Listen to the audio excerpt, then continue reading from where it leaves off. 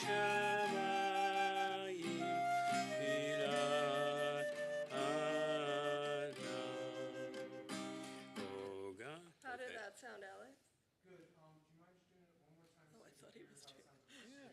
I can definitely hear less in the cantor. I'm just wondering if we can get the flute. Oh, really? That's what you always say.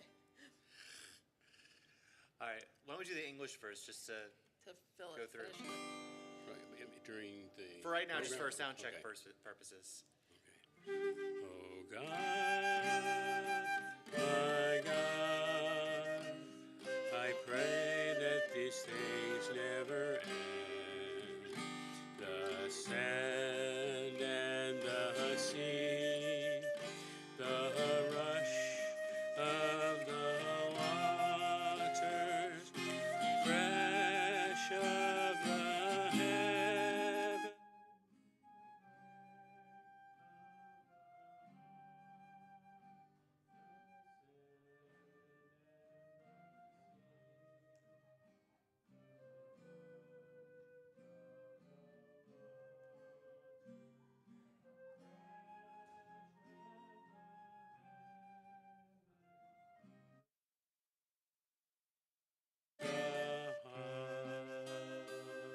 I can hear all of you very well, just with that one mic. It's all good?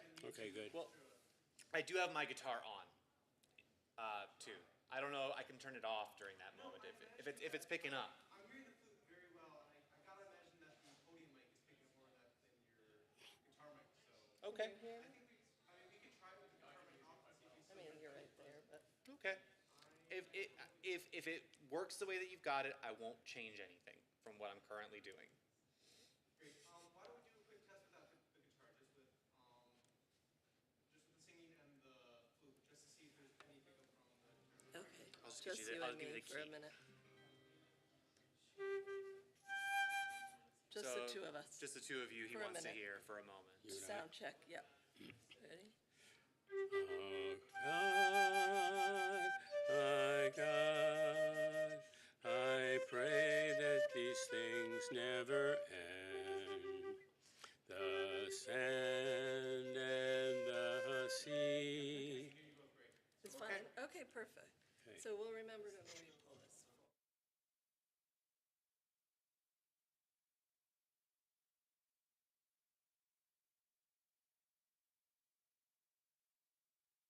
Yeah.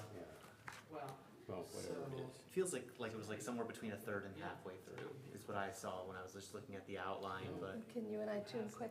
yeah, sure. And then during, when we're not playing, we're gonna sit over here on these chairs. Actually, the thought was just to sit in the community feels, since you're only coming up for the one thing, rather than making you guys sit up here the whole time. Testing, 1, 2, 3, testing. So what are you pitching to?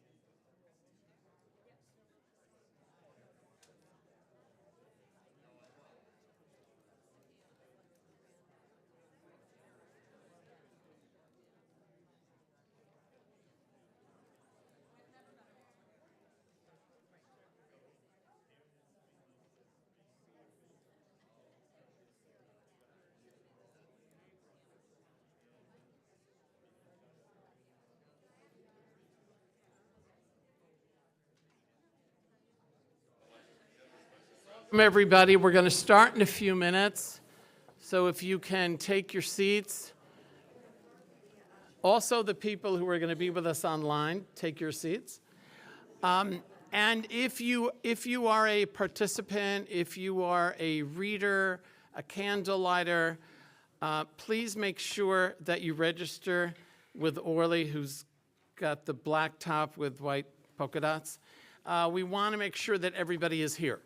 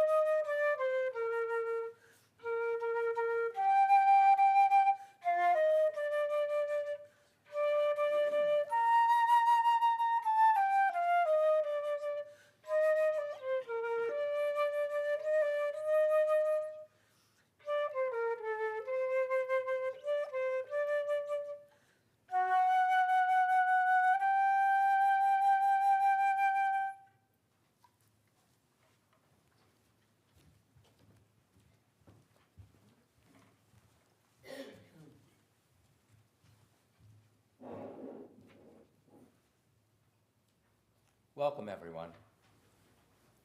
Welcome to you, friends, guests, and members of the Madison Jewish community, to this annual observance of Yom Hashoah v'Hagvura, a day of remembering our loved ones who perished in the Holocaust and those who fought gallantly for Jewish survival in spite of the odds and the danger.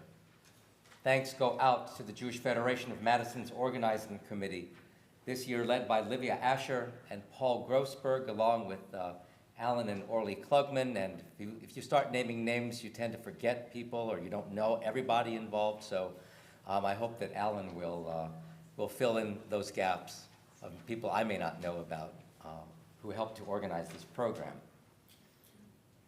Yom HaShoah v'Hagvura, what do these words mean to us? We observe this day of remembrance as a choice we make in this era, to never forget the more than 6 million Jewish victims of Nazi racism and bigotry. We observe this day of remembrance also as a responsibility we shoulder whenever we consider the courage that it takes to say, I am a Jew. We observe this day of remembrance as a matter of trust, to strive in the name of honor of those we have lost, first to confront the ooze of prejudice and extremism that have surfaced on the sometimes calm waters of our world. We also call out and overcome the dangers of those who continue to threaten us, and to help in the years-long task of restoring goodness and righteousness in the world. These are none of them easy tasks, but our efforts as a community of Israel need to be strong in a world of rising anti-Semitism. They need to be applied wisely, and they need our immediate engagement. We believe in the goodness of the Jewish community and in its values and principles that we apply for ourselves and in the world. So let those whom we remember live in our hearts, and let their spirits infuse our hands with goodness to allow us to remember them and to guide us in our work of increasing integrity and justice in the world.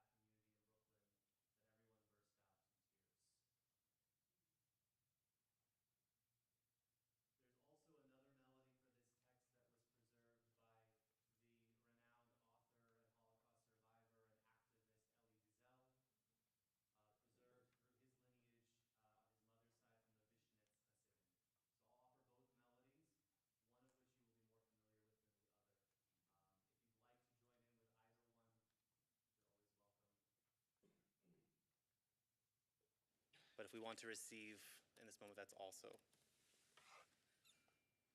welcome.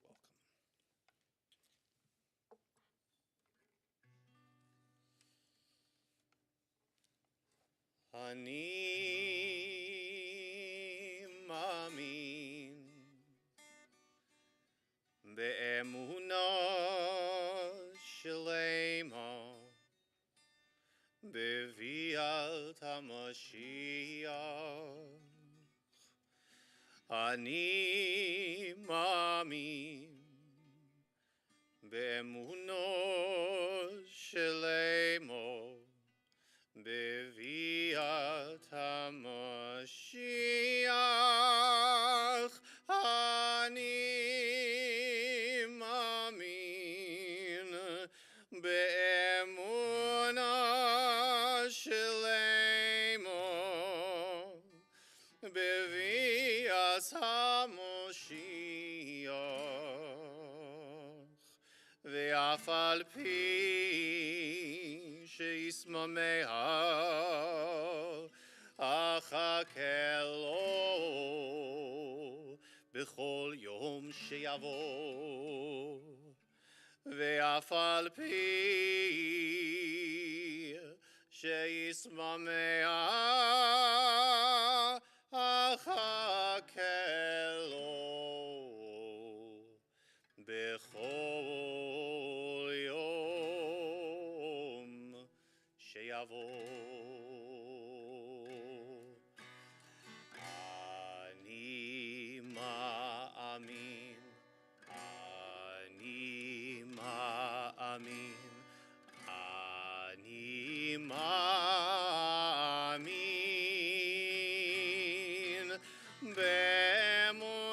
Shelema Beviat HaMashiach Beviat HaMashiach Ani Ma'amin Ve'af al pi she'itmameha Achake lo b'chol yom she'yavo Ani ma'amin, ani ma'amin, ani ma'amin Be'emunah shelema Beviat HaMashiach Beviat HaMashiach ani ma'amin Ve'af al pi she'itmameha Achake lo b'chol yom she'yavo.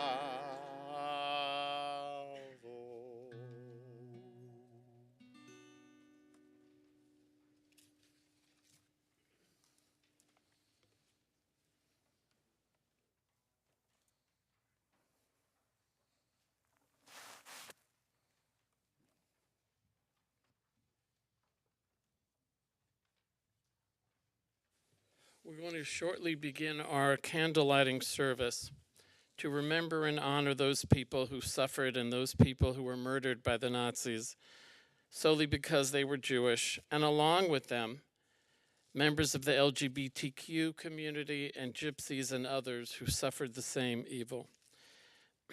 Our candlelighters and those reading, our candlelighters rather, will have the opportunity to speak about who they are honoring tonight. And I think we're going to start from this candle and move in that direction. I'm Alan Klugman, Executive Director of the Jewish Federation of Madison. And at this point in the program, I'm standing in for our co-chairs, Dr. Paul Grossberg, who's a member of our board, and Livia Asher, who's a member of our board and executive committee. Of course, Livia would be here, except that she's in Chicago celebrating the bar mitzvah of her oldest grandchild, her grandson. We wish her mazel tov and her entire family. And if she were here in the sanctuary, she would be remembering her parents, Helena and Martin Soroki, who were survivors of the Holocaust, and the many members of her extended family who did not survive. Paul was called to Chicago very late in the week to care for his uncle in hospice. And we wish Paul and his entire family well. So I'm going to call our first candlelighter, which is Hildy Adler.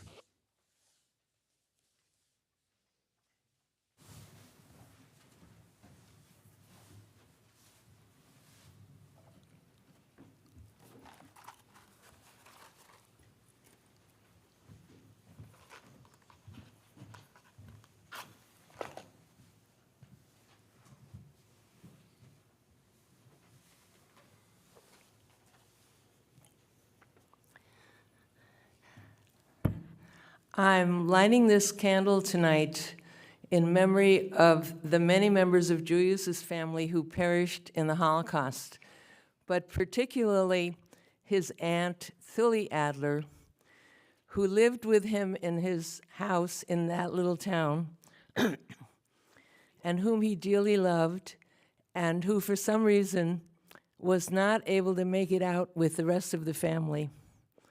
And I'm also lighting it for the many members of my extended family who were not lucky and who perished, particularly my maternal grandfather's two brothers, Hugo and Philip Hirsch.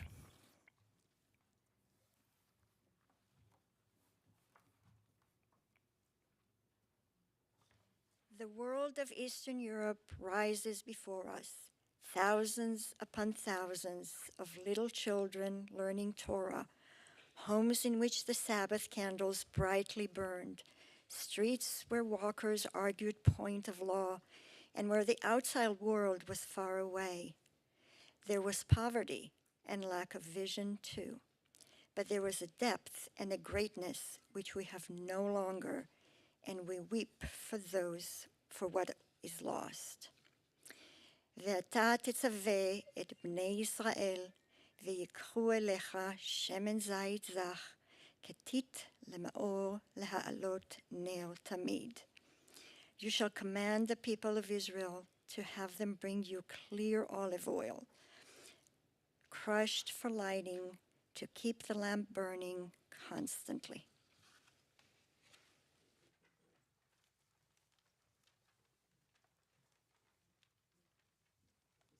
Candle will be lit by Anna Heifetz.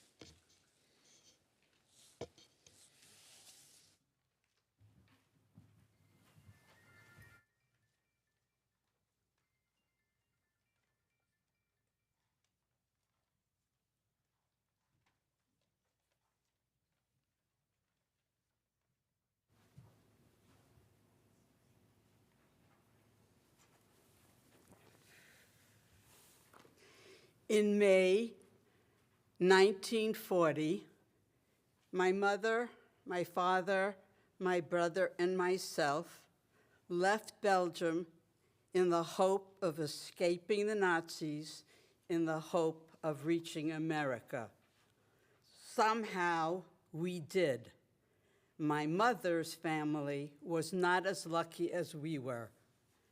Her mother, her father, her brother, their children, and their mother were all murdered. There is no written record of how they died, but when I went to the museum in Washington, D.C., they told me there were certain methods that the Nazis used, which I'm sure you know. They either just come to your home and kill you, or they put you in a synagogue and burn it. I light this candle for members of my family, for all Holocaust people who had died, and I pray to God that the hostages, if I may be appropriate, will be home soon.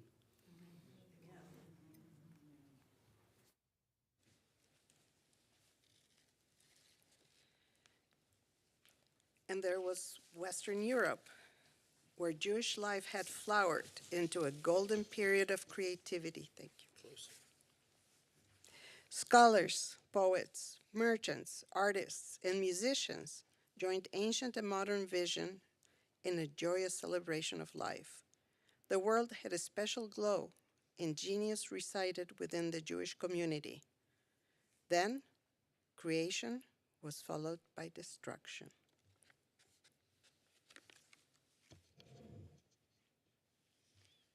כי נר מצווה ותורה אור ודרך חיים תוכחות מוסר. For the commandment is a lamp, the teaching is a light, and the way of life is the rebuke that disciplines.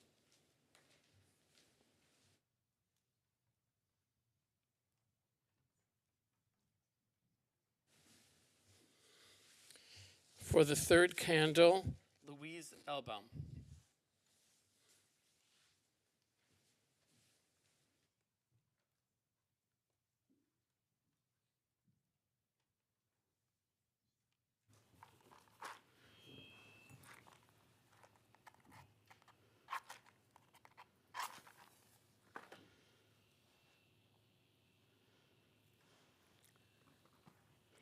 I light this candle in honor of my husband, Nathan, who was, as he said, a guest of the Germans, and his family.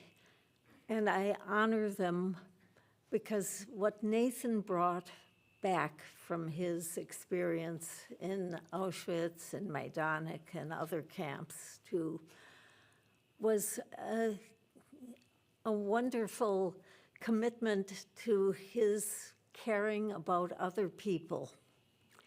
And he, unlike some survivors, felt no bitterness, but rather took this caring very, very seriously.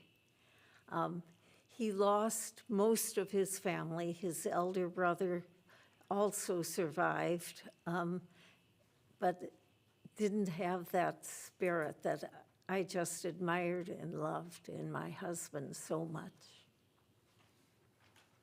Thank you. There was the Sephardic world as well, a pious culture, a quiet and enduring way of Jewish life, 1,000 years of scholarship, of family life and joy. In Athens and Salonika, in the Melach, and on the isles of the Mediterranean, Jews prayed to God and trusted their neighbors, and that world also ceased. Ki tov schara lo yichaber belayla nera. Her wares are excellent, and her lamp never goes out at night.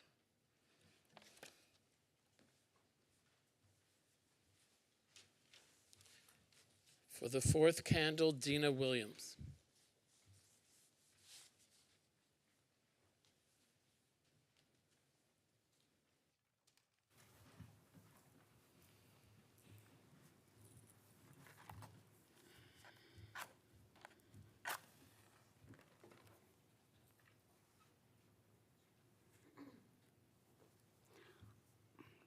I light this candle in memory and honor of my parents, Razel and Avram Feldman. They survived, but lost everything and everyone, including 2 children, brothers that I never knew, my grandparents, my parents' siblings, cousins, everyone died. On each side of the family, big, huge Jewish families on both sides. My father had a brother that survived and 3 cousins. My mother had 3 nephews and a niece.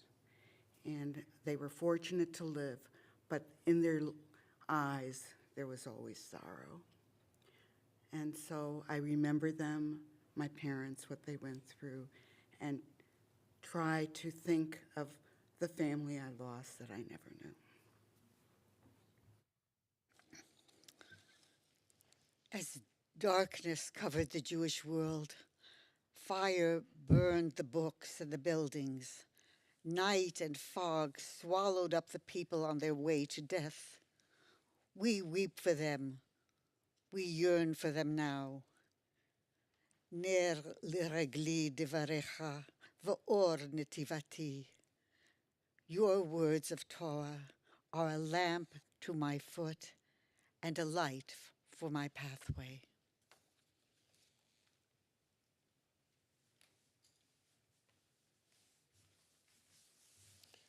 To light the 5th candle, Leah Ashkenazi.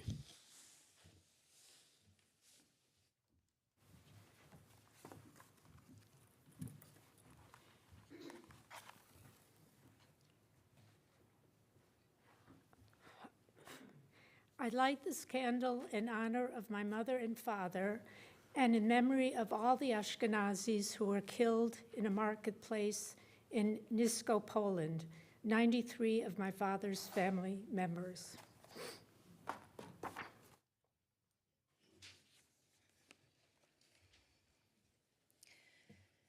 As we look at these lights, try to imagine the 6 million candles, each one with the name of another Jew. Each one would signify a unique and precious soul who struggled and who had hope, who was part of a family, an orphan, a widow, or a widower. They worked, they studied, took walks, the ordinary things of life. They celebrated births and b'nai mitzvah and weddings and mourned at funerals.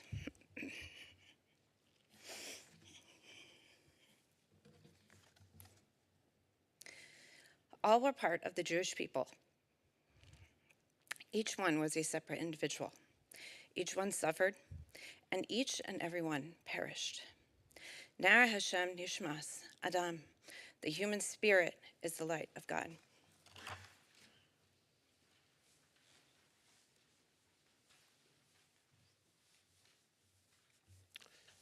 For the sixth candle, Deborah Hoffman.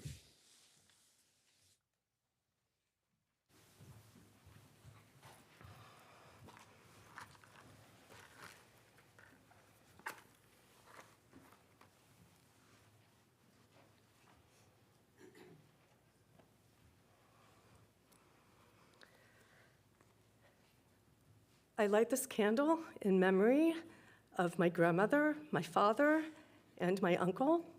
Heinz Hoffman is my father, my uncle Kurt Hoffman, and my grandmother, Bertha Hoffman, who she survived Theresienstadt, and they came to the United States, all three of them, in 1947.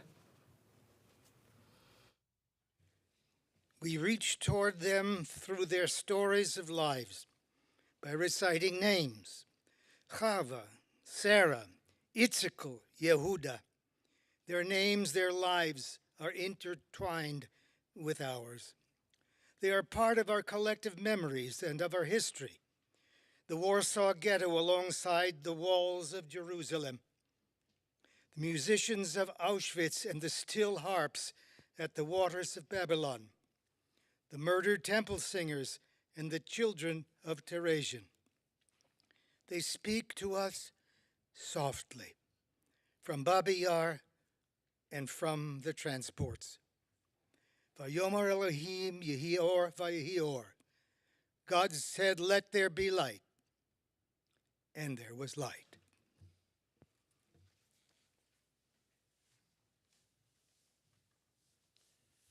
And for our seventh candle, Rabbi Renee Bauer.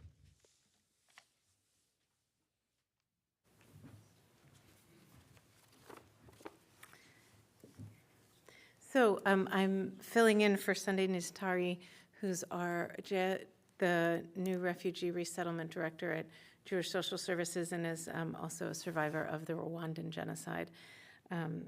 We unfortunately have COVID going around the office, so he's not here tonight, but he wishes he would be here.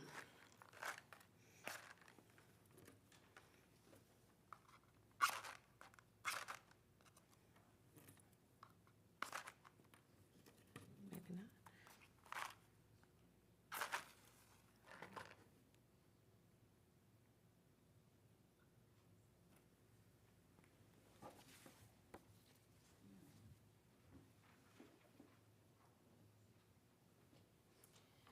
With the world facing the largest mass displacement on record since World War II, we light this seventh candle to remind us that it has never been more important for the world leaders to work together to do more to support refugees. Every day, hundreds of people are forcibly driven out of their homes due to conflicts, war, and natural disasters. More than 130 million people living in countries rocked by conflict, persecution, hunger, and climate chaos have been compelled to flee. More than 30% of them are refugees, half of whom are under the age of 18. These are not numbers on a page. These are individual women, children, and men making difficult journeys, often facing violence, exploitation, discrimination, and abuse. How should we respond to this? How can we, scarred by the horror we felt 3 generations ago, change the world now? As former President Reagan said, we can't help everyone, but everyone can help someone. This is why we need to rally ourselves, leaders, friends, families, and everyone to eliminate discriminating barriers and to help provide for refugees, migrants, and asylum seekers. Let us turn to history. This day reminds us of our duty to protect and support refugees and our obligation to open more avenues of support, share money and time, demand justice, work for peace, and perhaps, first of all of these, welcome refugee. Adonai ori v'ishi mimi ira, Adonai ma'oz chaya mimi efchad. The Eternal is my light and my help. Whom shall I fear? The Eternal God is the strength of my life. Who shall frighten me?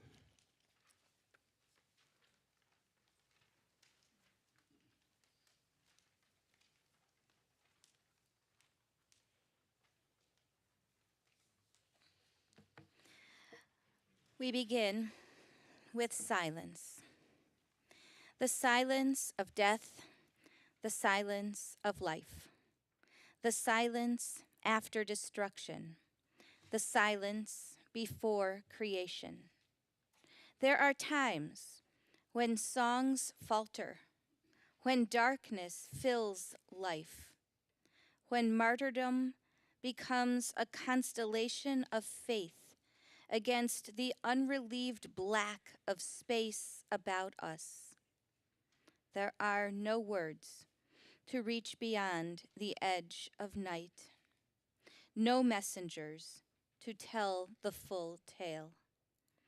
There is only silence, the silence of Job, the silence of the 6 million, the silence of memory.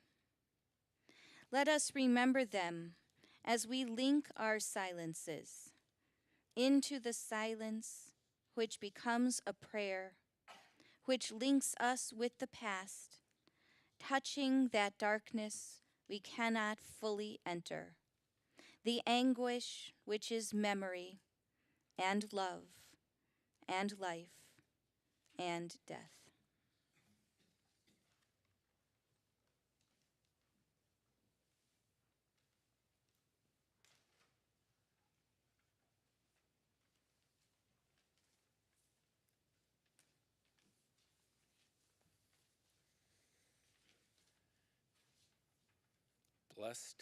Blessed is the match consumed in kindling flame.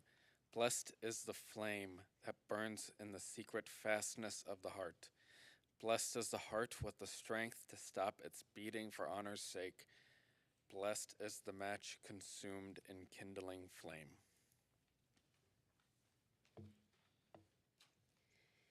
Here in this carload I am Eve, with Abel my son. If you see my other son, Cain, son of man, tell him that I believe in the sun even when it is not shining. I believe in love even when feeling it not. I believe in God even when God is silent. If the prophets broke in through the doors of night and sought an ear like a home, ear of humanity overgrown with nettles, would you hear? If the voice of the prophets blew on flutes made of murdered children's bones and exhaled the air burned by martyrs' cries, if they built a bridge of old people's dying groans, ear of humanity occupied with listening to trivialities, would you hear?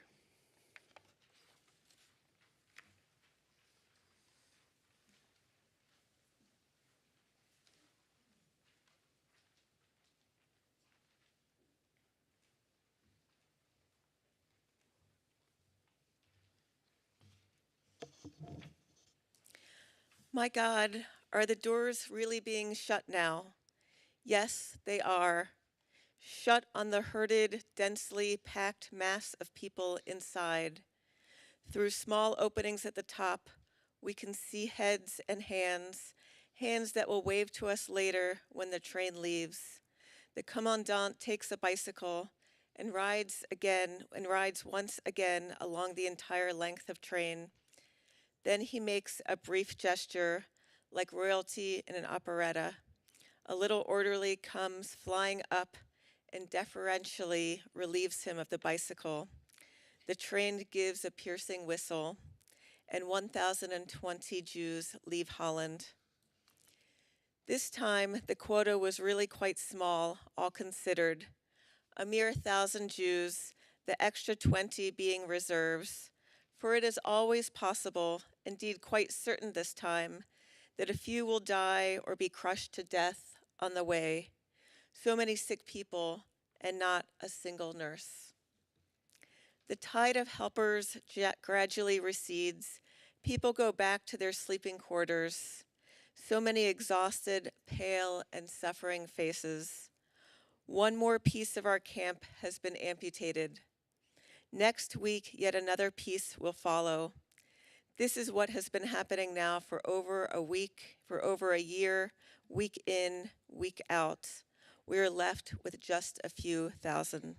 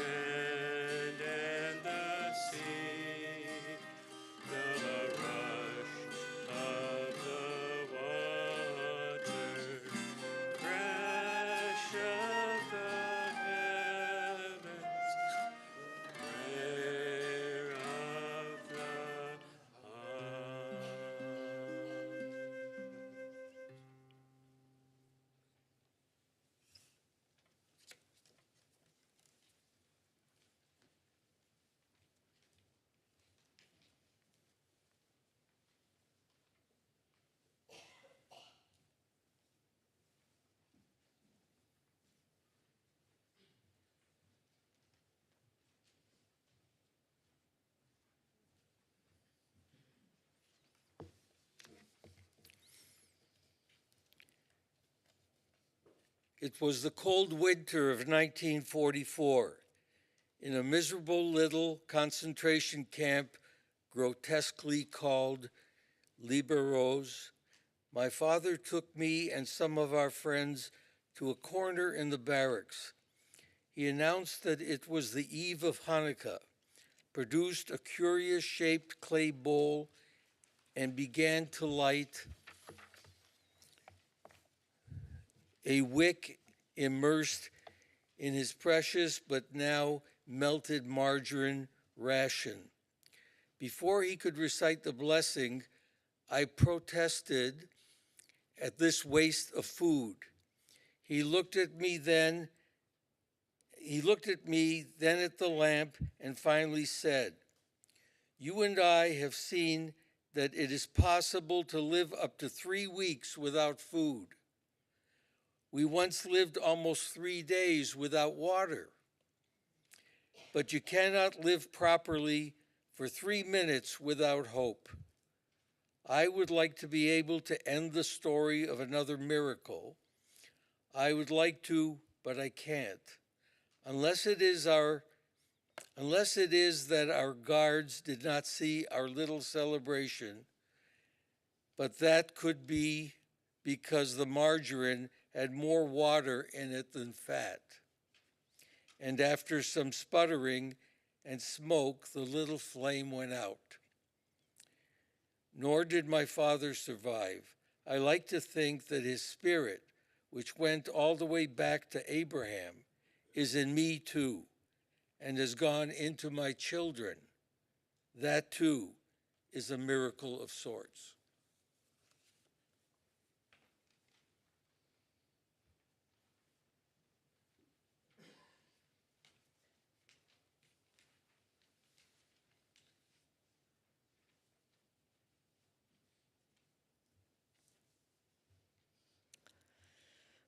All took leave from life in the manner which most suited them, some praying, some deliberately drunk, others lustfully intoxicated for the last time.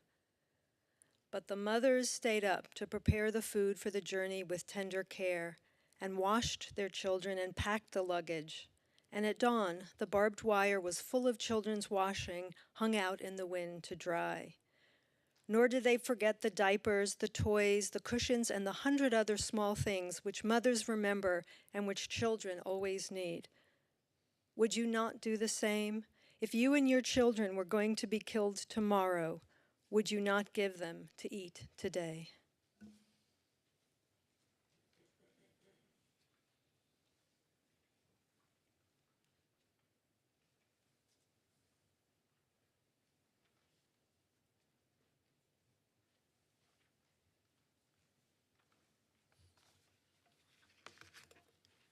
Bashert.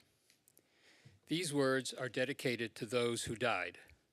These words are dedicated to those who died because they had no love and felt alone in the world, because they were afraid to be alone and tried to stick it out, because they could not ask, because they were shunned, because they were sick and their bodies could not resist the disease, because they played it safe, because they had no connections, because they had no faith, because they felt they did not belong and wanted to die.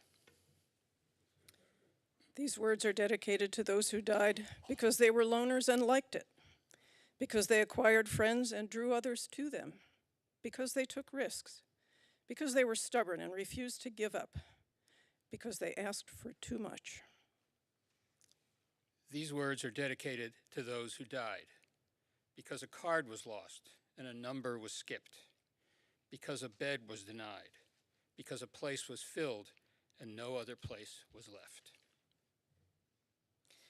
These words are dedicated to those who died because someone did not follow through, because someone was overworked and forgot, because someone left everything to God, because someone was late, because someone did not arrive at all, because someone told them to wait and they just couldn't any longer. These words are dedicated to those who died because death is a punishment, because death is a reward, because death is the final rest, because death is eternal rage. These words are dedicated to those who died. Bashert. These words are dedicated to those who survived. These words are dedicated to those who survived because their second grade teacher gave them books, because they did not draw attention to themselves and got lost in the shuffle, because they knew someone who knew someone else who could help them and bumped into them on a corner on a Thursday afternoon, because they played it safe, because they were lucky. These words are dedicated to those who survived, because they knew how to cut corners, because they drew attention to themselves and always got picked, because they took risks, because they had no principles and were hard. These words are dedicated to those who survived, because they refused to give up and defied statistics, because they had faith and trusted in God, because they expected the worst and were always prepared, because they were angry, because they could ask, because they mooched off others and saved their strength, because they endured humiliation, because they turned the other cheek, because they looked the other way.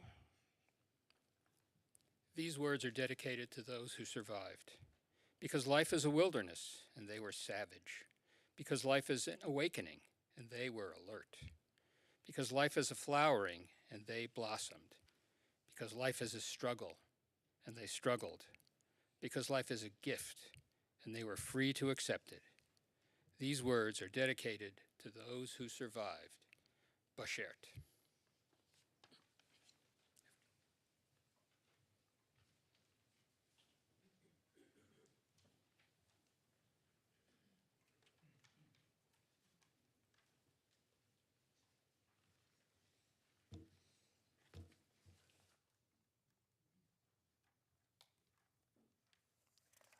Many have a custom to rise for the partisans song, Partisaner Lieder. If that is your custom, or if you're so moved, you're invited to rise in this moment.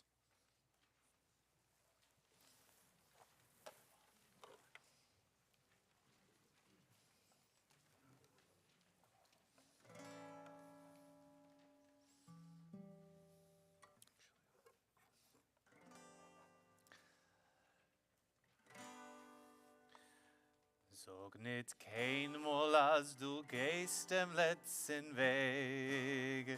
Choscht Himmeln bleien, verstellen bläue Tag. Kommen wird noch unser ausgebänkte Show. Es wird abhockt und unser Trott mir seinen da. Kommen wird noch unser ausgebänkte Show. Es wird abhockt von unser Trott mir seinen da. Never say that you have reached the very end. Through leaden skies a bitter future may portend. For the hour for which we've yearned will yet arrive, and our marching steps will thunder we survive. For the hour for which we've yearned will yet arrive, and our marching steps will thunder we survive. Never sag nit kein Mal, als du gehst dem letzten Weg. Chotst Himmeln bleien, verstellen bläue Tag. Kommen wird noch unser ausgebänkte Show. Es wird abheugt von unser Trott, mir seinen da. Kommen wird noch unser ausgebänkte Show. Es wird abheugt von unser Trott, mir seinen da. Those who are standing may be seated.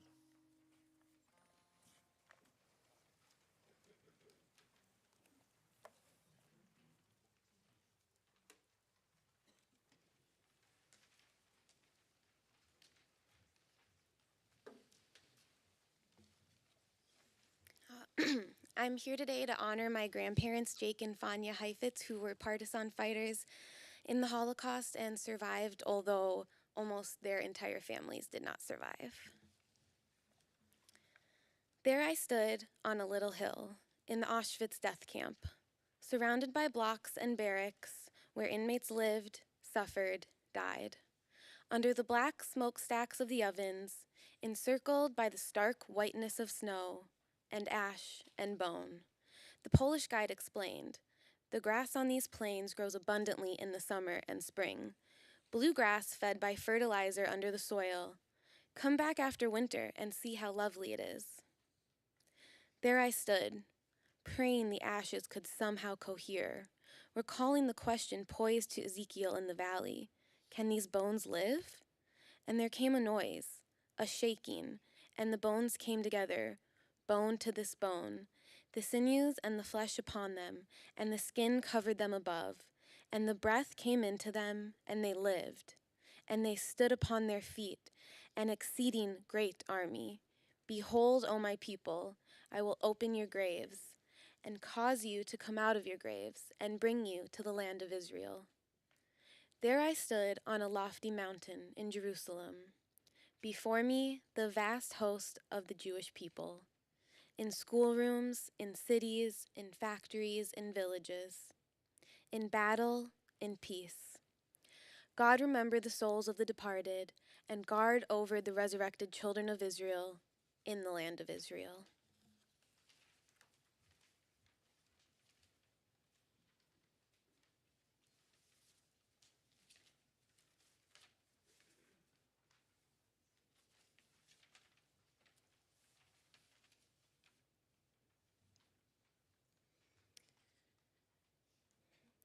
At no time has the earth been so soaked with blood. The vision of the sacred has all but died in the soul of humanity. There is a divine dream which the prophets and rabbis have cherished, and which fills our prayers and permeates acts of true piety. It is in our efforts, by our dedication to the task of establishing God's sovereignty in the world. God is waiting for us to redeem the world. We should not spend our life hunting for trivial satisfactions and opportunities to satisfy our greed, envy, and ambition. We have not survived that we may waste our years in vulgar vanities. The martyrdom of millions demands that we consecrate ourselves to the fulfillment of God's dream of salvation.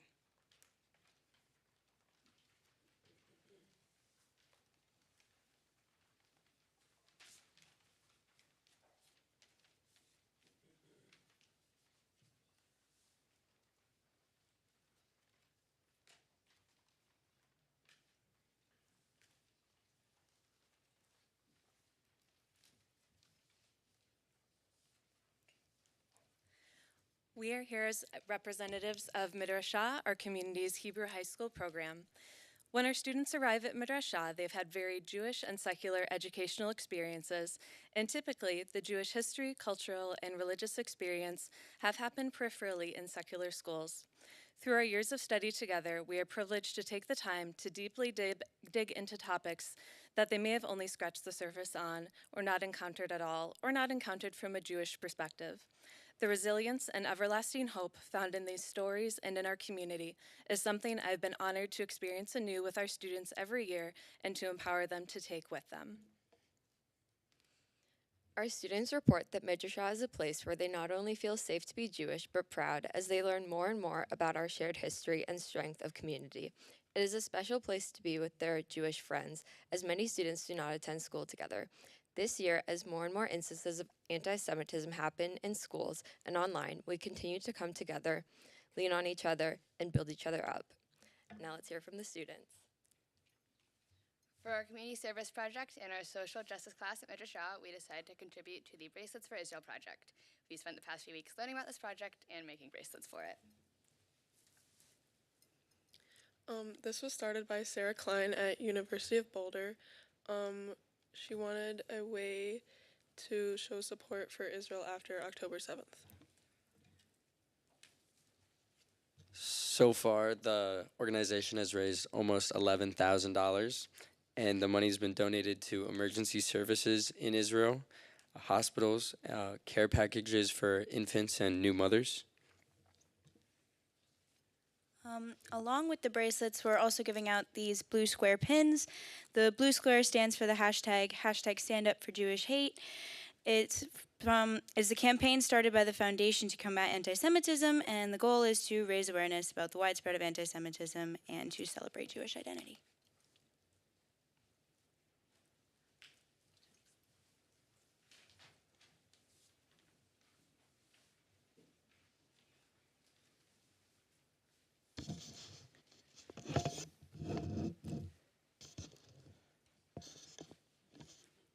On this night, as you have heard, people are remembering loved ones, dear ones, close ones. Before this evening, people who have registered for this program submitted names of those specifically whom we should be remembering. So I'd like to offer those names. And then later on, when that list is complete, I will also ask you as a congregation, in case you would like to add names to this list of memory, that you'll be able to do that also from your seats in the congregation, telling the congregation, these are the folks whom we need to be remembering on this night. If you would like, and you hear the name of your loved one, we invite you to rise in body or in spirit, as we then prepare to say El Malei Rachamim and the Kaddish. Please forgive a mispronunciation of a name. I'm not familiar with some of the names that are on this list, but nonetheless, we hold them dear in our hearts. These are whom we are remembering: Odette Thananis, Joseph Lohr, Toby Jacoby, Malka Folberg, Besimcha Folberg, Tamara Folberg, Eliyahu Folberg. 27 members of the Goldstern and Brandt families of Tiraspol and Brecht. Stuart Cohen, Yosima Feldschuh, Dagmar Liblova, Jaap Wislauer, Hannah Rodan née Feldman, Kurt Rodan, born Kurt Reichmann, Herman Reichmann, Elfriede Reichmann née Breda, Ilona Feldman née Rosenstein, Isidor Feldman, Gutmann Breda, Anthony Breda, Jake and Fania Heifetz along with their families, Jacob Heifetz, Wanda Binzer, Julius Adler, Renata Laksova, Nathan Elbaum, Sidney Ivans, Borja Sklar, Dora Kagan, Isak Ratner, Bronya Mal, Hildegard Suskind, who was transported from Luxembourg to Theresienstadt to Auschwitz, where she was killed in May of 1944, Helena and Martin, Siroki Abraham and Leah Steinberger, Hedy, Miriam, and Judith Steinberger, Shlomo Yitzchak and Miriam Roth, Yeno and Tommy Fixler, Nathan Elbaum, Rabbi Philip Silverstein, Jean Silverstein, members of the Friend, Gemeiner, and Sommerfeld and Stern families, who we know and don't know died in the Holocaust. Nathan and Ida Hess, Moshe Marienberg, Velvel Marienberg, Shoshki Marienberg, Binyamin Marienberg, Bosha Marienberg, Rivka Marienberg, Israel Marienberg, Harold Farkas, Shmuel Geyer. Those are the names that were submitted, and to those we add the names of others.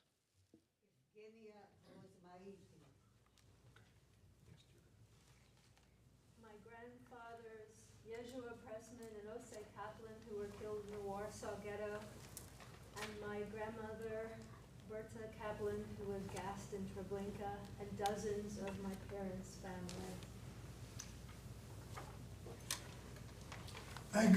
My grandfather, Aryeh Fogel, who was murdered at Babi Yar. My uncle Shmuel Roshatsky, my grandparents Jacob and Sarah Ross, my great aunt and uncle Sarah and Aaron Zoe. The Carpin. Grandfather Heinz Rosengard. My grandmother's family, her parents, the Carpins, and her 5 siblings, and their spouses and children. 2 of the 7 survived. The Yitzhak Gartenstein family. Ibi and Nathan Klein both survived Auschwitz. And my cousin Bruce, I don't see him here tonight, but they were my cousins too. They were his parents. And it's so sad that his the father survived Auschwitz, lost his whole family and started a new family. And his wife survived Auschwitz, and then the father was killed in a car accident at a young age. So, such tragedy.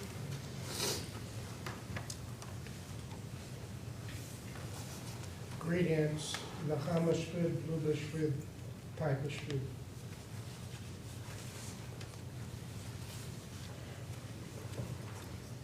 Adam Binzer. Yanni and Emil Franken.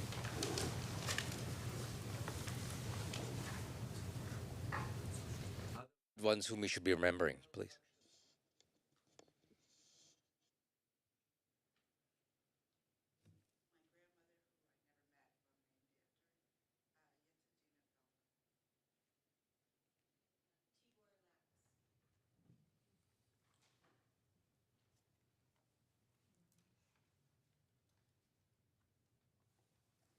In remembrance of these, we now invite the community to rise,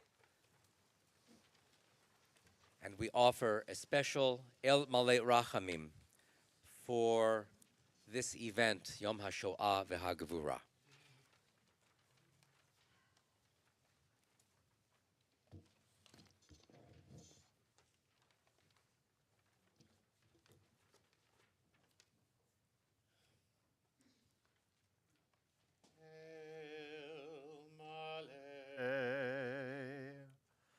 Rachamim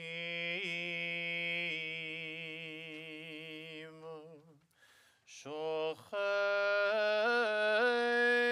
Bameromim Hamitzei Menucha Nechona Tachat Kanfei HaShekhinah במעלות קדושים וטהורים, כזוהר הרקיע מזהירים, לנשמות 6,000,000 אחיותינו ואחינו אשר נספו בשואה, שנהרגו ושנשחטו, שנחנקו ושנקברו חיים, שנשרפו ושאונו ילדים וזקנים, נשים וגברים, לנשמות בני דתות ועמים רבים שנפלו קורבן לתאוות רשע הנצית, ובהם מתנגדי המשטר הרצחני, הומוסקסואלים ולסביות, צוענים, בעלי נכויות בגוף ובנפש, עם רבים אחרים שלא נמצאו ראויים לחיים. בעל הרחמים, הסתירם בסתר כנפיך לעולמים, וצרור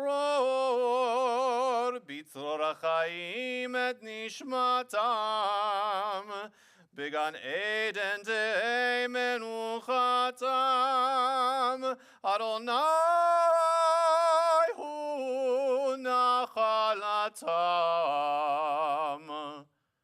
ינוחו בשלום על פזורי משכבותם, ונאמר אמן.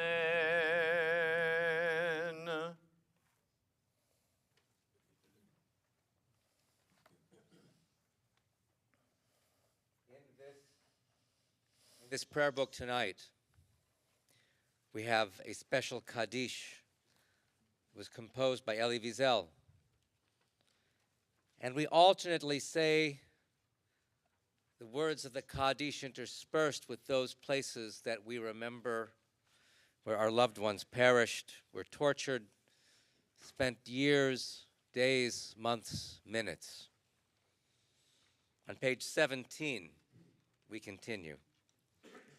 Yitgadal Lodge, V'yitkadash Gurs, Shmei Rabbah Warsaw, Be'alma di Vera Chirute, Bonanovka, Be'amlich Malchute, Ravensbruch, B'chayechon Uvyomechon, Vilna, Uvechaye Dechol Beit Yisrael, Treblinka, Ba'agala Uvizman Kariv, Chelmno, V'imeru, Amen. Yehei Shemei Rabbah Mevarach Le'alam Ul'almei Almaya. Yitbarach V'yishtabach Belzek. V'yitpa'ar V'yitromam Buchenwald. V'yitnaseh V'yithadar Sobibor. V'yit'aleh V'yithalal Maidanek. Shemei Dekudsha Berichu Mathausen. Le'ela Babiyar. Min kol birchata v'shirata Bergen-Belsen. Tushbechata v'nechemata Dachau. Da'amiran be'alma Auschwitz. V'imeru Amen. Yehei shlama rabba min shmaya v'chayim alenu ve'al kol Yisrael v'imru Amen. Oseh shalom bimromav hu ya'aseh shalom Aleinu ve'al kol Yisrael ve'al kol yoshvei tevel ve'imeru. Amen.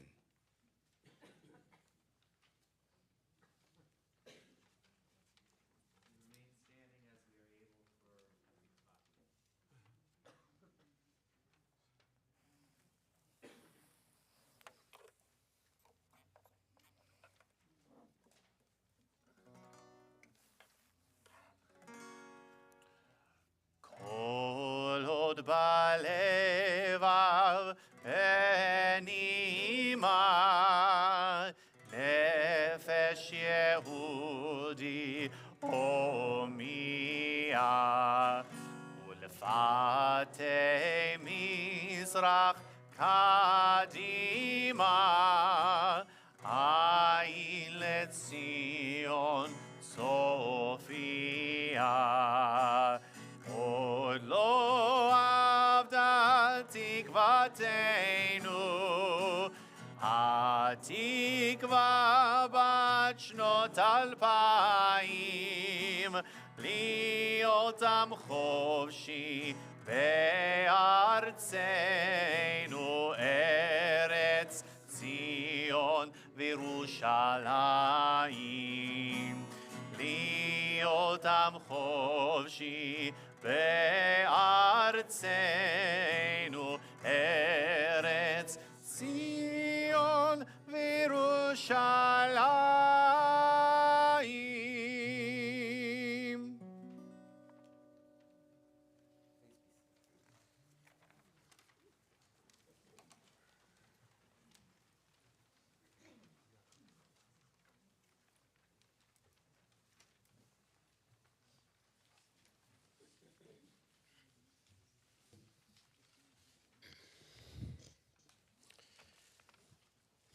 Thank you all for being here tonight.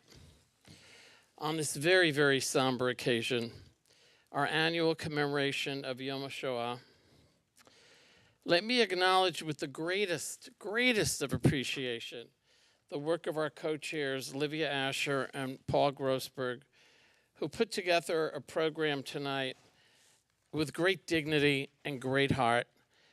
And I think you will all agree with me when I say that having Livia in this community guiding us through this annual process is nothing short of a treasure for all of us.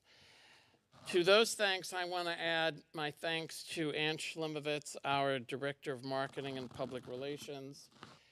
I want to thank the rest of our staff at the Federation. I want to thank our Bethel family for hosting us as wonderfully as they have. And I want to thank all of the participants. Those of you who lit candles, those of you who read excerpts, because I know it's not easy. And we appreciate it. We all very much appreciate it.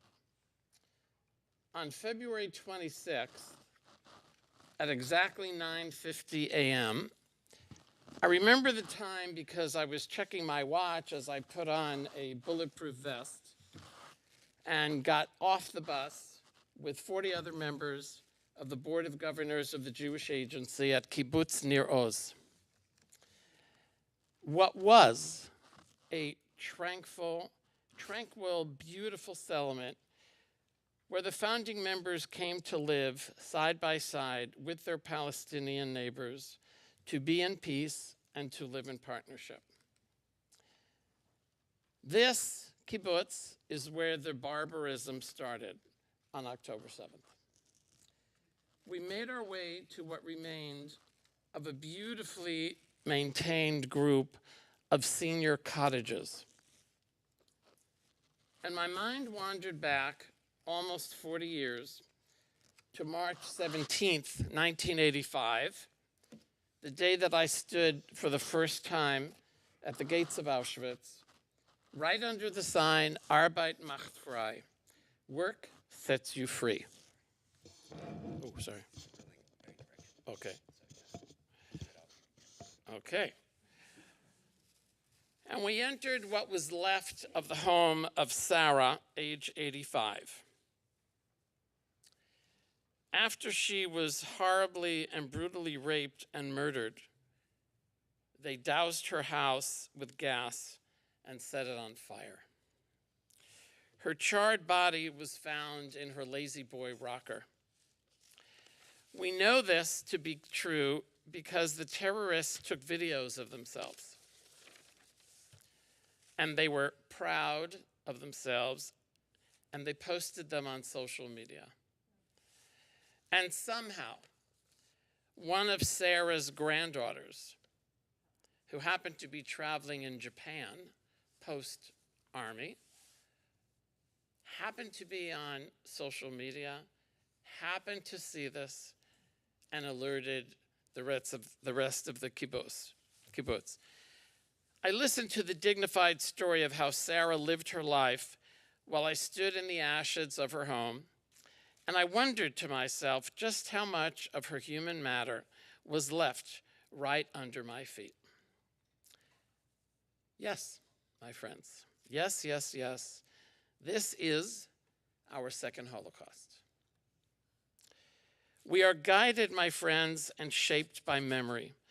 Tonight, as we remember the cataclysmic event that befell Europe and our people, killing 6 million Jews and scores of others, we remember the new victims, Sarah and the other residents of kibbutz near Oz and the other settlements, the victims of the Nova concert, and the survivors of the Nova concert who ultimately didn't survive because there have been suicides among them. We remember, along with all of those people, the rescuers, the liberators, the soldiers, the volunteers, and the humanity in all of us to heal the world for our children, our grandchildren, and for posterity. We know the difference between freedom of speech and intimidation. So tonight, as we think about all of these things, I just want to remind us that we commit by being here, whether it's in this room or online, we commit to never, ever, ever being silent. And now it's my pleasure, my great pleasure, to introduce our speaker. But I'm going to do it a little bit differently because you have the programs on your chairs and you've read about him. And it was in all the publicity that was part of our recruitment for tonight. I think it's very interesting to me, touching, special, that Peter Staudenmeier lived in this community and taught at Gan Hayeled for 9 years? 8 years. So instead of giving you his bio and impressing you with his bio, I'm going to ask you to join me in welcoming him home to Madison.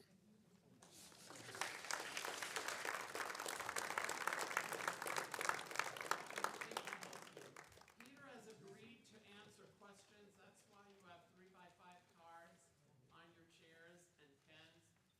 As he is speaking, if you will write down your questions, pass them to the aisle, the center aisle. Orly and I will collect them so we can answer as many questions as possible.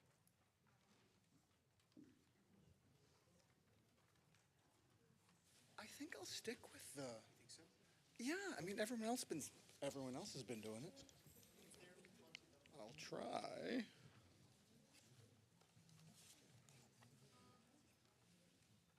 Is this good in terms of volume? No. Louder? Okay. I'm a college professor. I can talk really loud if you need me to. Hello, everybody. Good evening. Thanks very much, Alan. Thanks especially to Paul and Livia. I'm really sorry neither one of them could be with us here.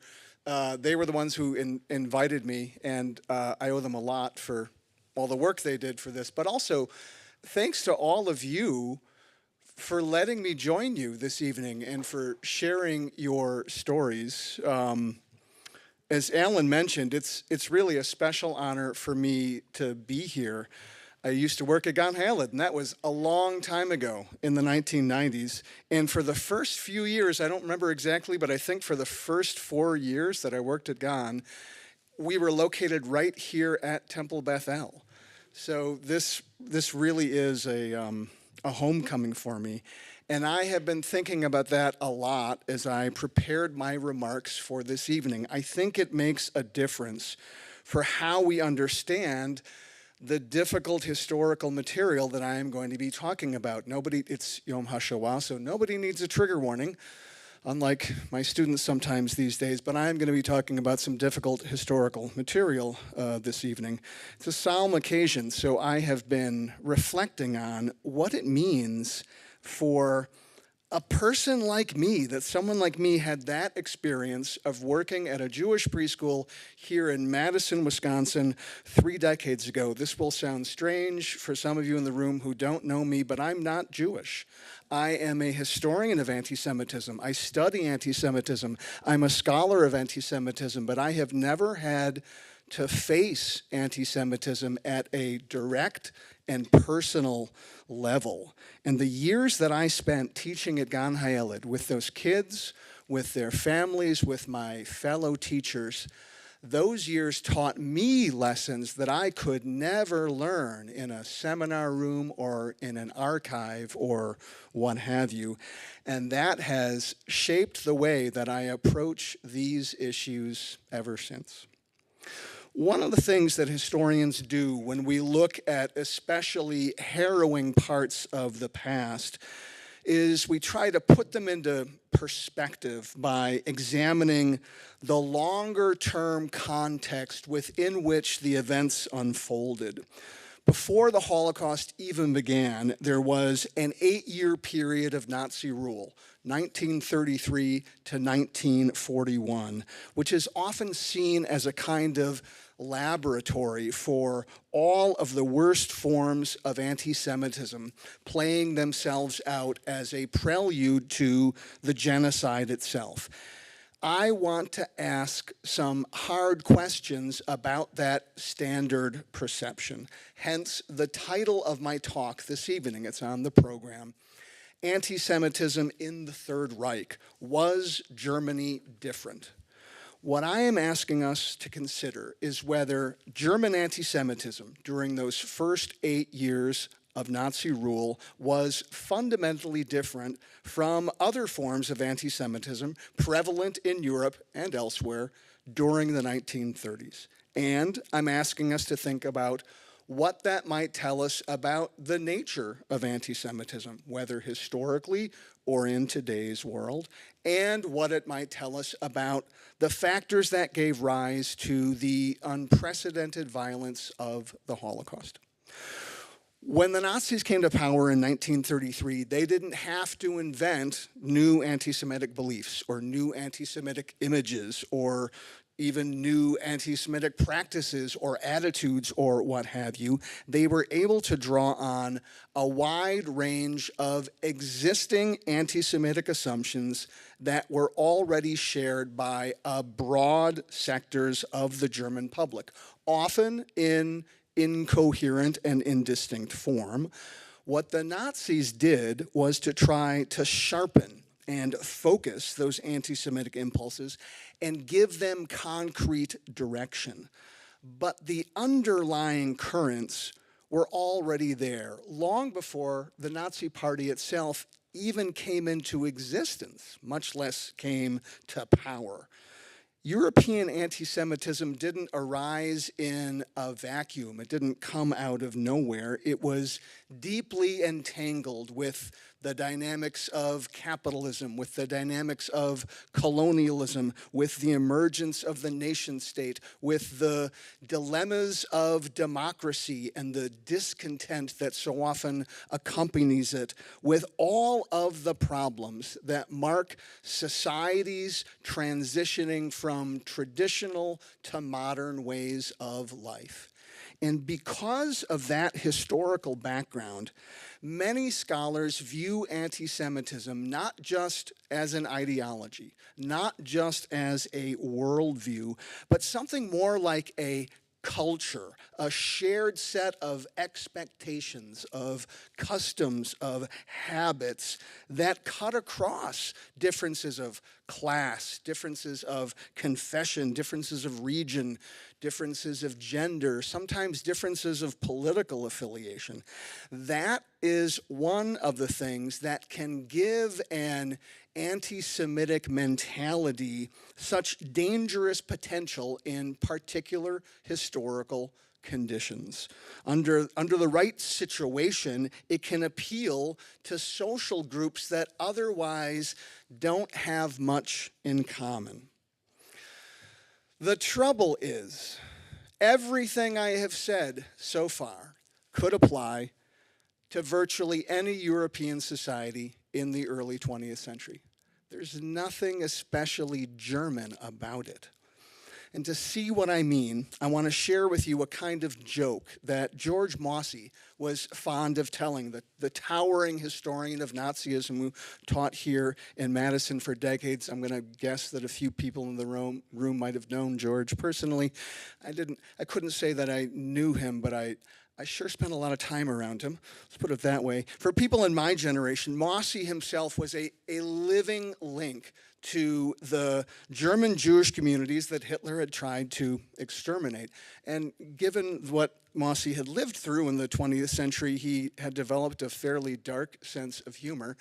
And I think I must have heard him tell a version of this joke a dozen times over the years. Anyway, it goes like this. Imagine you could go back in a time machine to someplace in Europe in the early 1920s to warn them of what was coming. And you stopped a random educated European on the street and explained that within a decade or so, a dictator was going to arise in a major European country and start a war that would engulf the entire continent, and then they were going to go on and murder millions of Jews. And this educated European would look back at you, and they wouldn't be surprised, but would simply say, oh yeah, the French are capable of anything. Whether or not you find that joke funny, historians tend to have a warped sense of humor. It has a serious point. From the perspective of the 1900s, the 1910s, the 1920s, Germany is not the country where you would expect a mass anti-Semitic movement to come to power. France? Yeah. Poland? Absolutely. Russia? Sure. Germany, at that historical moment, seemed like the place where opposition to anti-Semitism had the more sure historical footing. In Germany at that point, opposition to anti-Semitism was well organized, it was sophisticated, it had substantial support from a good chunk of the Gentile population, at least in the center and parts of the left end of the spectrum. Jews in Germany appeared secure, certainly in comparison to many different neighboring lands. We know, looking backwards, how tragically mistaken that sense of security was. We know that because we have the privilege, so to speak, of a retrospective point of view. The problem is nobody knew that in the 1920s, not even people who paid very close attention to the Nazi movement. Nobody in the 1920s knew that that movement, the Nazi movement, which for most of the 1920s was tiny and politically marginal, nobody knew that that movement was going to be in command of the German state beginning in 1933. Once the Nazis were in power, their reliance on anti-Semitic policies was inconsistent. Their very first effort, the boycott of Jewish businesses in the spring of 1933, effectively failed. A lot of middle-class Germans, particularly women, who in the gendered society of the time often did the shopping, a lot of them didn't like being told where they could and could not be customers. Maybe they didn't want to see Jewish politicians in high public office. Maybe they didn't want Jewish officers in the military, but they knew where they wanted to buy their groceries. They knew where they wanted to get their clothes mended. They knew where they wanted to go to the veterinarian. So the Nazi leadership called off the boycott fairly quickly. It was, from a Nazi point of view, the boycott was basically a failure, and it wasn't until 2 years later that the Nazis tried again, so to speak, in 1935 with the Nuremberg Laws, which deprived German Jews of citizenship, banned Jews from the professions and much of the rest of the workforce, made marriage between Jews and non-Jews illegal, and so forth. Unlike the 1933 boycott, those 1935 laws were largely embraced by German society, but they created a whole new set of problems by requiring a legal definition of who counted as Jewish. And that led to endless debates, endless disagreements and disputes among different Nazi agencies, and also left a number of loopholes. Historians who study this period of the Third Reich, up until the onset of the Holocaust, up until 1941, those historians don't really see a methodical pattern to Nazi anti-Semitism in practice. Even the most violent of the pre-war anti-Jewish actions, the November 1938 pogrom, sometimes called Kristallnacht or the Night of Broken Glass, even that shows the disarray at the top levels of the Nazi hierarchy. A lot of the Nazi leadership, many senior Nazi officials, were kept in the dark about it. Cabinet ministers, heads of party agencies, they weren't even told about it. They didn't know what was going on. And once again, it led to another backlash from middle-class Germans because it wasn't orderly. There were fires in the middle of the night in the middle of German towns. There was broken glass on the streets. This is not proper. This is not how we want laws. We don't want things just breaking, et cetera, et cetera. That did not make it any less terrifying for Jews. Let's be clear about that. Chaotic violence can be just as awful as a coordinated and smoothly run operation. What it does not suggest is a well thought out, carefully programmed, step-by-step progression from 1933 to 1941, where a hardcore anti-Semitism got systematically worse and worse until it culminated in genocide. That might not be a bad description of what Hitler and Himmler fervently desired, but it isn't really how the history of Nazi Germany actually unfolded during its first 8 years. None of this removes the slightest responsibility from either the Nazi movement or from any other German institution, any other institution within German society. I want to be really clear about that part. I am not saying anything that in any way diminishes any German responsibility. Everything that happens once Germany starts the war, above all the Shoah itself, all of that responsibility still falls on the same shoulders. The reason this matters from a historian's point of view is that with a phenomenon as challenging as anti-Semitism, it is especially important to resist the temptation for easy explanations because they don't really explain that much. The kinds of anti-Semitic doctrines that were prevalent in Nazi Germany in the 1930s, and in some cases, even the kinds of anti-Semitic procedures and statutes simply were not unique, for better or worse. They could be found in other European societies, in some cases in non-European societies of that same period, from Romania to Hungary to Italy and beyond. What was distinctive about the Third Reich was not so much the nature of its popular anti-Semitism, but the fixation of its political leadership on harnessing that anti-Semitism to an expansionist military campaign coupled with an active program of annihilation. That is what made Nazi Germany different. There had been anti-Semitic regimes before, but they had not implemented that kind of genocide with that scale and that scope. When we read the observations of some of those who survived, from Hannah Arendt to Primo Levi and others, we often find an emphasis on the divide that, in their eyes, separated anti-Semitism as such from the Shoah itself. They saw anti-Semitism as a much broader current within modern history. And they were very hesitant to conflate that with the singular evil of Nazism. From my vantage point as a historian, I don't necessarily share quite that strong a distinction, but I do think it tells us something.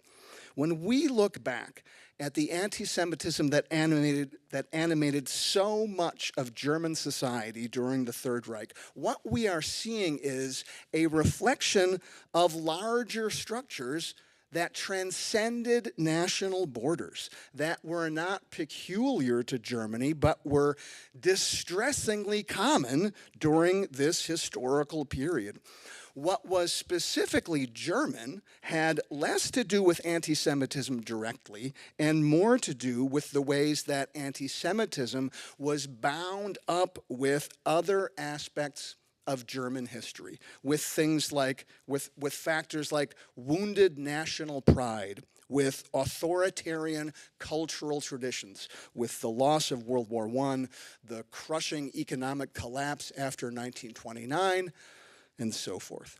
The Nazis were able to give an anti-Semitic spin to each of those elements, but there's nothing inherently anti-Semitic about any one of them. If there are lessons that we might draw from this, and that's an if. I'm always a little cautious about being too quick to draw lessons from history, but if there are lessons we might draw from this, they are complicated. When I gave my warning a few minutes ago about the seductive appeal of simple historical explanations, I meant it. Complex explanations are never as satisfying, and they always demand more of us. But I would say that we owe it to this part of the past to try our best to make as much sense of it as we can. And that's probably going to demand complex explanations rather than simple ones. The questions that this raises, to my mind, prompt us to examine the basic character of anti-Semitism and the conditions that allow it to flourish. There is a famous essay, well, famous among scholars of anti-Semitism anyway, a famous essay from the few of us who study this sort of thing, it's famous, from many decades ago, from almost, 50 years ago now, by an Israeli historian, Shulamit Volkov. The essay is called Anti-Semitism as a Cultural Code, and the title gives away the point of the essay. She's trying to look at, can we make better sense of anti-Semitism historically if we understand it as a cultural code? What she meant by it in that famous amongst us people essay was more precise than the way the term anti-Semitism as a cultural code has come to be used by other scholars since then. But the basic idea is that when you have a reservoir of anti-Semitic imagery within a culture, and then something goes wrong in that society that you can't quite diagnose. You can't exactly put your finger on the source of the problem. Anti-Semitism starts to take on the function of what she called a cultural code. And what she meant is that for disgruntled sectors of the populace, the symbolic value of anti-Semitism comes to stand for whatever it is you oppose about the direction your society is taking. It kind of doesn't matter what that direction is. It could be capitalism, it could be socialism, it could be democracy, it could be anarchy. Whatever it is, the facets of social life that are experienced as threatening, those facets get coded as Jewish. Those facets get associated with Jews even when they have absolutely nothing to do with Jews in reality. And the imagined alternative to those threatening and harmful images, those get associated with anti-Semitism, which, according to the cultural code, anti-Semitism is bravely standing up against the dangers that Jews supposedly represent. What rank-and-file anti-Semites really want in this analysis is a world that has been healed from the harmful ravages of modernity. As bizarre and grandiose as that sounds, this is sort of the point of Shulamit Volkov's analysis from 50 years ago, a world that has been healed from the ravages of modernity, a world where people can live in harmony, a world of healthy families and honest work. That's what anti-Semites, bizarrely enough, really want from the world. The cultural code of anti-Semitism convinces them that Jews of all people are somehow standing in the way of this desirable outcome. We can argue about some of the details, and we should argue about some of the details, but historically speaking, that analysis has a lot going for it. We do, in fact, see an upsurge of anti-Semitism in times of social crisis, when people feel disoriented and don't have satisfactory answers to their questions about what the hell is going on in the world, what went wrong, what caused it. And anti-Semitism does draw a lot of its emotional power, not just from the negative side of anti-Semitism, not just from the things that anti-Semites hate and fear, but also from the things that anti-Semites aspire to and the things that they yearn for. I think we need to understand that side better if we want to work toward a critical reckoning with anti-Semitism. My final point might sound like an obvious one, but in the aftermath of October 7th, I think it bears repeating explicitly. Like any historical phenomenon, anti-Semitism is constantly changing. If you ask any historian of anything at all, what the number one point is that they try to constantly get through their students' heads, it's that history is always changing. So a historian of anti-Semitism, shockingly enough, is going to say anti-Semitism changes too. Anti-Semitism is always evolving in response to new circumstances. If we are expecting a replay of 1933 or 1941, we are likely to misread the events of our own time. We're not going to recognize how the historical terrain has shifted.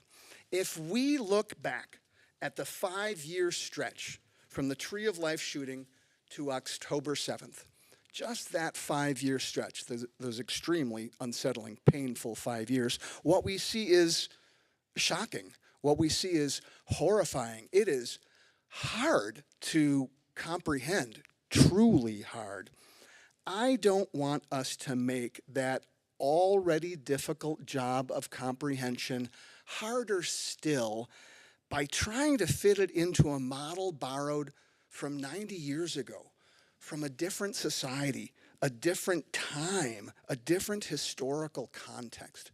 I think that in order to make sense of the challenges we face right now in all their complexity, I would say it's better to view them through a 21st century lens, rather than relying on categories borrowed from the period I study in the middle of the previous century. I understand that's a provocative claim. That might take some debate. That might generate some questions on some cards that Ellen might want to bring up to me in a minute or two, as it should. Nothing that I'm saying here should go uncontested. We should talk about and argue about all of this stuff, but I want to put it out there for discussion. And it's probably going to mean, whether tonight or some other time, that notion that I just put forward is probably going to mean having some tough conversations about what anti-Semitism even is. What does that term even mean now in 2024? What is its significance in a world as messy and multidimensional as ours? I am quite certain that a lot of you have already been having some of those tough conversations over the past few months. I know that that has been going on. The best that I can offer is historical perspective, but I can also offer a little bit of personal perspective too.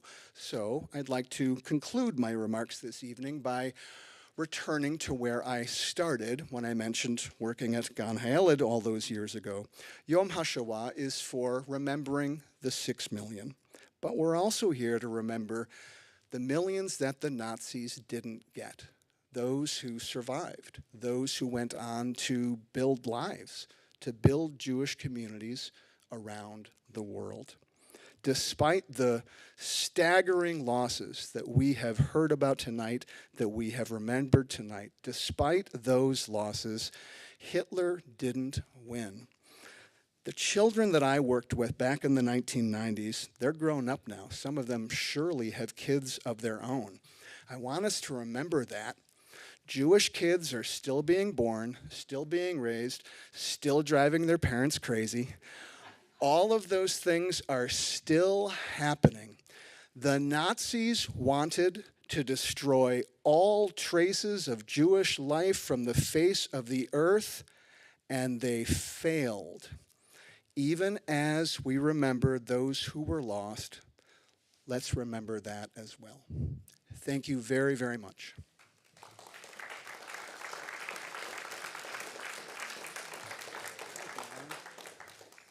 I appreciate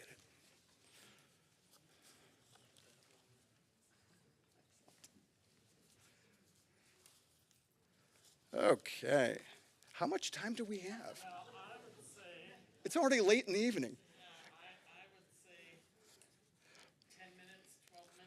Okay. I will do my best to prioritize. Is there still a national guilt in Germany for the Holocaust as in earlier post-war years? Oh boy. Supposed to go through Alan. Alan's our official question keeper. Thank you for that, Alan. Is there still a national guilt in Germany for the Holocaust as in earlier post-war years? The short version of that is yes, but. Yes, but things have gotten messy and complicated in Germany too. Germany changes historically just like every other society. German school children still, more like high school, but still learn a lot about, I would say, if you ask me, the German educational system does a better job with that part of its history than much of the American educational system does with the not so great parts of our history, if you want to draw a comparison there. So yeah, there's still a wrestling with the past in Germany, but unfortunately, larger and larger sectors of the German general public are turning a deaf ear to that, are reacting negatively against that. I had to learn that in school. I don't want to talk about it. I don't want to see it in the newspapers and on television all the time, and I'm going to vote against the parties that keep reminding me. It's a definite problem right now in today's Germany. So national guilt. Historians, for what it's worth, historians don't like the word guilt. We like terms like responsibility, which somehow seems, I don't know what it seems. Yeah, whoever asked that question, that requires a much longer sit-down conversation. So maybe come find me and we can talk through some of the details of that. Why haven't other countries such as Poland acknowledged their role in the Holocaust? I gave a version of this talk. What is the official name of the January Holocaust Remembrance Day? International Holocaust? I gave that talk in Milwaukee, sponsored by the Milwaukee Jewish Federation, but co-sponsored by the Polish Center of Wisconsin. And that was a fascinating event, really large audience. So those questions came up there too. Many Poles, Gentile Poles, see themselves as victims of Nazism because they were. So that's what makes it especially hard to even start that part of the conversation. The notion that you could simultaneously be a victim of Nazism and also be a raving anti-Semite is hard to, just to not misunderstand. Not that that's true of all, was true of all Gentile Poles at the time, but it was true of a whole lot of them.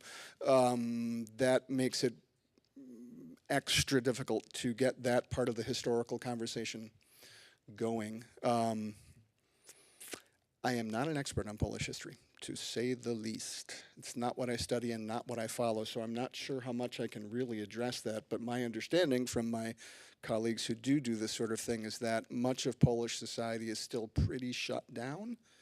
Does anyone know more about that here?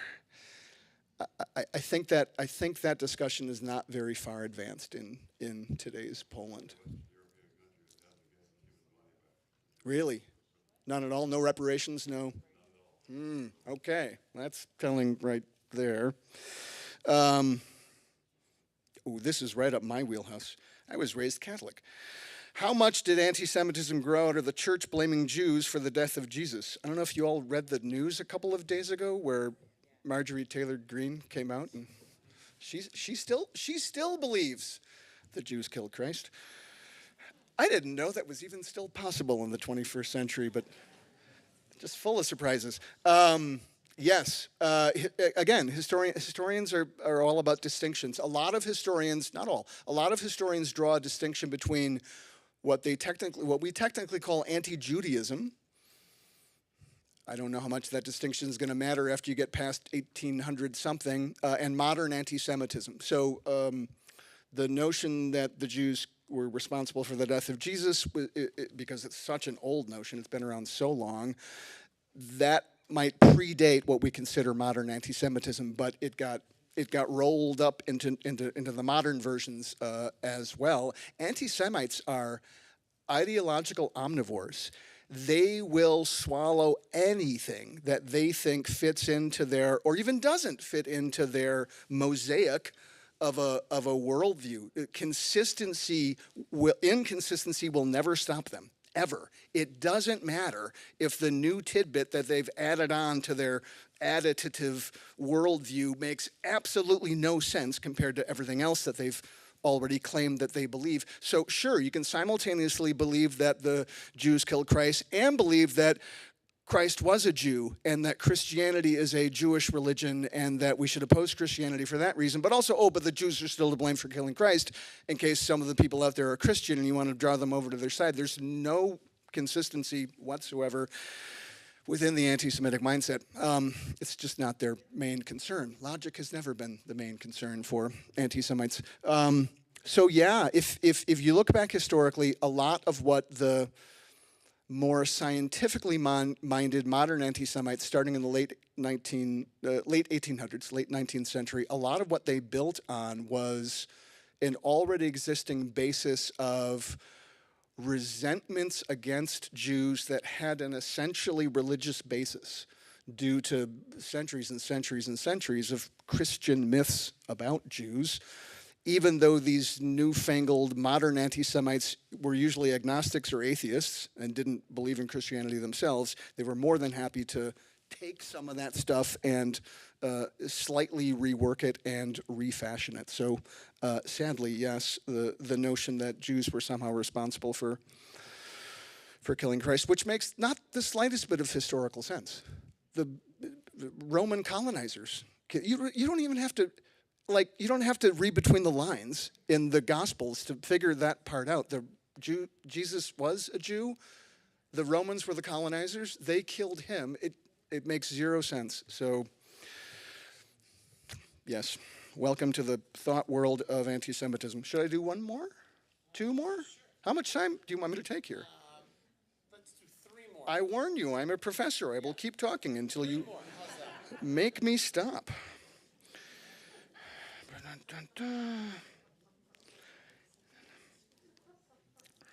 Okay, I sort of answered that one.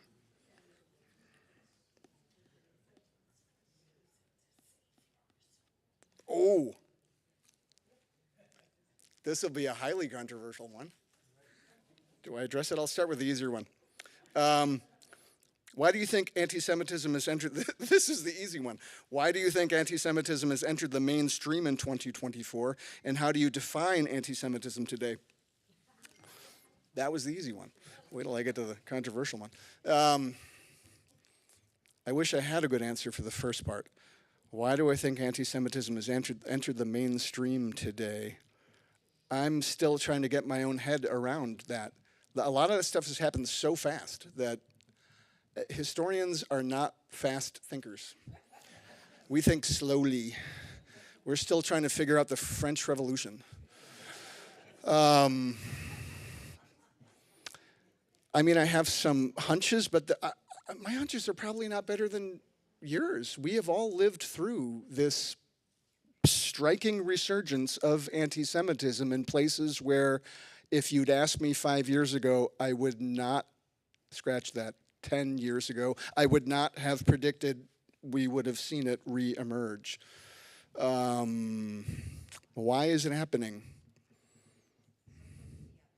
Yeah, that's not a bad answer, actually. Technological changes that make it, everything just goes faster and it's virtually unchallengeable. The things that it takes to challenge claims like that are slow, like historians, and they don't seem to catch on. Who's going to make a TikTok video that takes the time and effort to deconstruct a series of ridiculously fantastical claim that will actually get the attention of TikTok users? I don't know, since I've never been on TikTok. One of the problems with people like me, we're not reaching people at that level. The second part of the question is really good, though. How do I define anti-Semitism today? Another thing about historians, we're not great with definitions. And I do not say that with pride. I just say it as a sort of fact about my discipline. Sociologists, good with definitions. Political scientists, really good with definitions. Historians, we're kind of Historians often let our sources do the work for us. We follow what the people that we study historically, we follow what they said and did. We don't do it uncritically, but we sort of let them define. When I say I study the Nazis, I mean the actual Nazis, the people who were real Nazis, belonged to the Nazi Party, invented the Nazi Party, et cetera, et cetera. I don't have to do a lot of work to define, was Himmler a Nazi? Why, yes, he was. So it makes historians a little bit lazy about our definitional capacities. So believe it or not, I will give you my working definition of anti-Semitism in a second here. It's exactly 3 words long, and that's the problem. I get asked this question every time I give a public talk on anti-Semitism. My working definition of anti-Semitism is hostility toward Jewishness, which is extremely vague and gets us almost nowhere. The reason, by the way, I say hostility toward Jewishness and not towards Jews is that there's lots and lots of real world examples of anti-Semites in societies that have 0 Jews. Societies where there simply are no Jews whatsoever, but those societies still have anti-Semites. Those societies still have anti-Semitism because of that. It's that cultural code idea. I owe a lot to Shulamit Volkov, as much as I disagree with parts of that article from forever ago. I think she was onto something with that. There are still societies that have coded various things as Jewish, even though their societies have no Jews in them. So I say hostility toward Jewishness. I don't say hatred. I don't say various other parts that are worked into the definition, but to be honest, I'm not sure how important the definition is. I think maybe how people experience things in the real world, I think that often trumps definitions. I think that is often more important than what some scholar comes up with for a definition. The problem is when you have to, when you're trying to make laws and statutes and regulations and stuff, and there I am no help at all. Okay, you want to hear the hard one? Make the hard one the last one. You got it. This'll get us all excited. Is anti-Zionism really anti-Semitism? Y'all wanted a yes or no question. Is anti-Zionism really anti-Semitism? My best answer to that is it depends 1,000% on the context. As a historian, there just is no simple answer to that question. That's where I really want us to resist simple explanations. If I go back far enough historically, depending on which society I'm looking at, if I go back far enough historically, I get to a period where most Jews on the earth were, maybe not anti-Zionists, but they definitely weren't Zionists. Depends on how far back you want to go. The Zionist movement is relatively young, historically speaking, compared to the wonderful age-old nature of the Jewish people. If I look at the countries that I study, Italy and Germany, their Zionist movements were tiny for most of their history. German Zionists were a very active, very smart, very interesting and fascinating, very small minority. We might wish that was different. We might look back and say, oh my gosh, I wish they had been able to convince more people to make Aliyah or to at least get the hell out or whatever we might wish in retrospect. But the plain fact is most German Jews, up until they had no more choice in the matter anymore, simply either were not Zionists at all, or actually were anti-Zionists. They thought the matter through and they said, sorry, we don't agree. We reject that. It makes no sense at all, to say that those people were in any way anti-Semitic. They were often the ones, the anti-Zionist faction of German Jews, were often the ones who were most strongly organizing against the anti-Semitism of their time. Now that's a historian's argument. I think you're asking more about, how about 2024? That's where it gets really tough and interesting and tricky. A lot of the forms of anti-Zionism that I encounter today have too many strands that remind me very uncomfortably of anti-Semitism, but not all of them do. Really and truly not all of them do. There's too many versions of anti-Zionism today that are, as far as I can tell, so far away from anti-Semitism. There are so many different forms of anti-Zionism in today's world. I don't see them as all being easily lumped together into one category that I can't even make any useful sweeping claim about all of them together. It's a little bit like asking about everybody who's against Donald Trump. Who is that? There's a chunk of Republicans who are really against Donald Trump. There's every single Democrat who's against Donald Trump. There's people who hate the Democrats. From the far, there's anarchists and radical socialists and communists who have nothing to do with the Democratic Party, but really, really, really, really, really hate Donald Trump. It doesn't make sense to, if you're anti-Donald Trump, are you X? Not really. So in my view, from keeping in mind that I'm a historian, not a political scientist, I don't actually study anti-Zionism, but I try to pay close attention to this stuff. I don't see much that the anti-Zionists today have in common with each other, but I do see a chunk of contemporary anti-Zionists who are not paying nearly enough attention to the uncomfortable similarities that they have with the forms of anti-Semitism that I study, and I think they better start paying attention to that. That would be nice to see. I should be done now. Thank you all very much.